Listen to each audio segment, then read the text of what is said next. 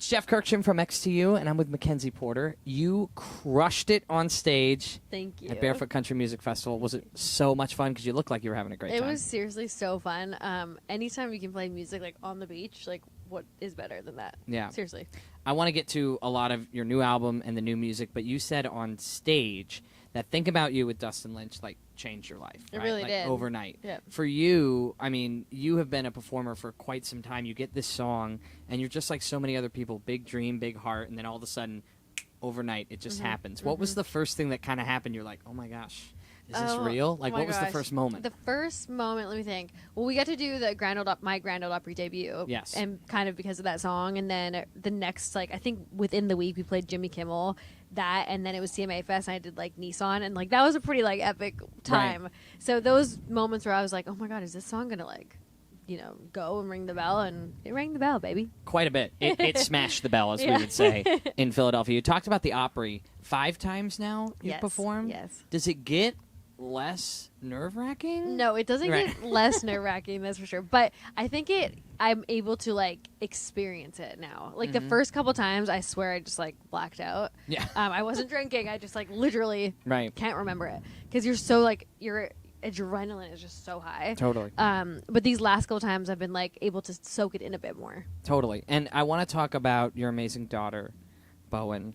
So it was March. And you were back performing. We'll get to her in a second. I just have... So my wife delivered our first in August of last year. Oh, congrats. So she's 10 months old. Oh, my God. She's the light of my life. Being a girl dad is something I never thought would be the greatest thing that ever happened to me. You'll have to give me some tips. Ours right now is waking up every 45 minutes through the night. It's bad. Let's talk about it. Okay, so that means she is, at the time... How She's 3 months. 3 months. Oh, jeez. 3 months old. Okay. I know, like, she should be sleeping a bit better. So are you rocking her? Are you rocking her to bed She every has night? the snoo.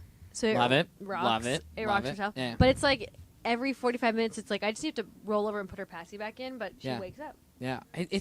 Listen, and if there's one thing I've learned, and I love that you asked me for advice because I seriously owe everything to my amazing wife because she's taught me everything. I had never really even held a baby, and after my wife had our baby, she had some complications because she's a superwoman and delivered a baby. How amazing. Every woman is, by the way. And so I had to do everything. I had to do the diaper changes, the swaddling, everything because she couldn't get out of bed. And I was like, oh, God, trial by fire. Like, just do it, Dad. But I will say that the best advice that was ever given to me for that age and as young as possible is like, we're just going to have to fess up and say we're not sleeping anymore and just, you know, throw the book out the window. That's not like, the advice you know what I mean? wanted. I wanted the advice of, like, how to get them to sleep. But no, I honestly... It's like you wake up and you're like, oh, I'm so annoyed I have to get up. And then they smile and you're like, okay, it's okay. Isn't it the best, right? It's oh, okay. my gosh. It's the best feeling. So you got back to performing. I might be wrong here. I think your first performance was like May the 10th. And Bowen was the 14th. She was born on March 14. So it was less than 2 months. And you were back at it. That's not much of a maternity leave. What was that first performance like? Oh my gosh, just like it was fun to like get back out there. Obviously, like very hard to leave. Probably not in my best shape. Like I was getting a little bit more winded than normal. Right. But I toured completely pregnant, so it was like up until 7 or 8 months.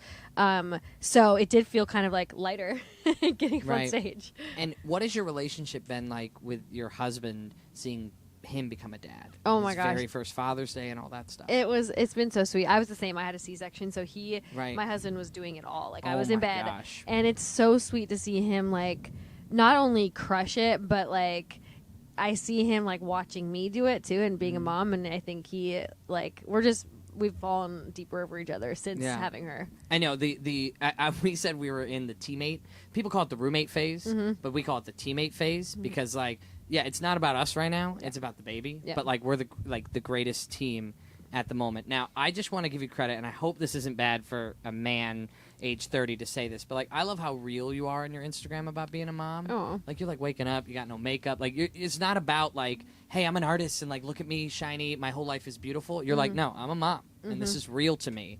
And seeing my wife, and sorry, I get a little emotional because I love my baby and I love my wife. But it really, I think it's so important for young girls to see accounts like yours where you're being real and telling you this is what goes on in life. This is what being a mom is like. And I know for moms like my wife, you know, it's awesome. And is that something you consciously think about, or you're just like, I'm just myself? Kind of both. I mean, I definitely 90% of the time I'm not wearing makeup, so if I'm going to post on Instagram, it's like, this is where I am. Right.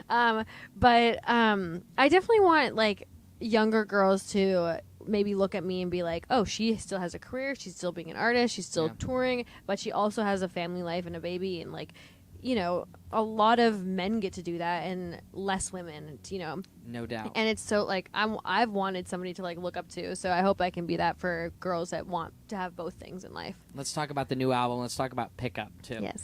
So you ended with Pickup here at Barefoot, and I love that song. You do? It has such energy, and it's such a summer song. Like, there's nothing I feel worse for than an artist, and this is all due respect. Like, they're pushing their new single, and they're at a place like this, and it's a ballad, and you're like, oh, I know. like Pickup. I've been there too, but you're just like, oh. How hard is that too? Because it's hard. Maybe you're playing like kind of like a bougie venue one night, and you're like, this is cool, this is intimate, I get to connect and see the faces, and then you're like, oh shoot, now I'm out here with a bunch of people who've been drinking since 9 a.m. You have to, like, I change my set list all the time, because I have like songs that I'm like, I don't think that's gonna work with this crowd, which is totally fine. They're here to like have a good time and party, but they're probably not gonna like want to see me like sing an acoustic song on my guitar. Right.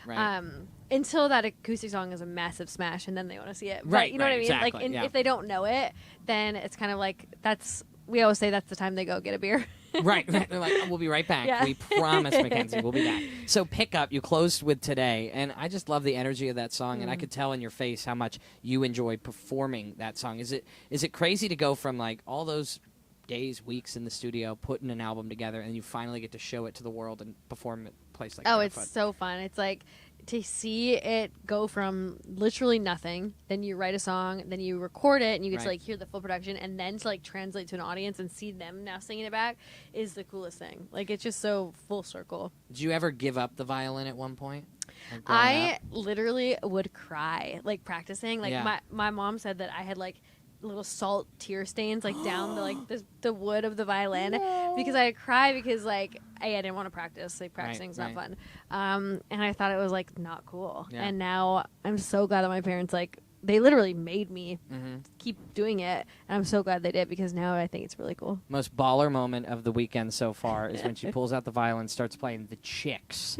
Are you kidding me? Cowboy Take Me Away. I know. So I love that song. It's so good. And that was your first show, right? My your first concert you mentioned. And so was that the moment you knew you wanted to be a country artist, or had you kind of always known you wanted to be a performer? Oh my gosh. Well, I was so young, like I don't even remember the first like thought, but I mean, because I started playing violin when I was 4. Right. So I don't know when it like translated into, oh, this is what I want to do for my like career. But probably around that time. Like, and I just like, I mean, a huge Chicks fan, and seeing 3 women on stage like crush it was pretty cool. It's a difference maker. Yeah. Well, I have about 5,000 more questions I could do with MacKenzie Porter, but I'll let you go, unfortunately. Thank you so much for your music. It's a gift to country music fans. If you don't see her live, go do it. If you haven't seen her, go do it, because it really is a performance. When you pull out the violin, it's just something different, something special. And they line dance to Beyonce, at least here in Barefoot. So, like, you know, the band is going to be a blast. We're the worst dancers. Like, oh my gosh, it's so bad, but it's, you know, it's silly. It's fun. Isn't that better? Like, almost. Because, that's like, what we like to think. Then I feel like no matter how many drinks I've had, like, I could be up there. Yeah. And I mean that all due respect. Like, it's just one of me. It's just a friend of music, a fan of music out there just dancing and having a good time, as opposed to when people come up there, and Barefoot's amazing, but they bring out, like, professionals between sets. Oh, really? Oh, gosh. I saw line dancers, and they're like, bang, bang, hit. And everyone's like, oh. I'm a little nervous. I won't walk up to that bar. It's like when you go to a bar and people are two-stepping, and you're like, well, I promise I'm not going to intimidate anybody with my dance skills. It's very welcoming, and you are a good dancer. Don't let anybody tell you differently. MacKenzie Porter at Barefoot with Jeff from XTU. Thank you, MacKenzie. Thank you.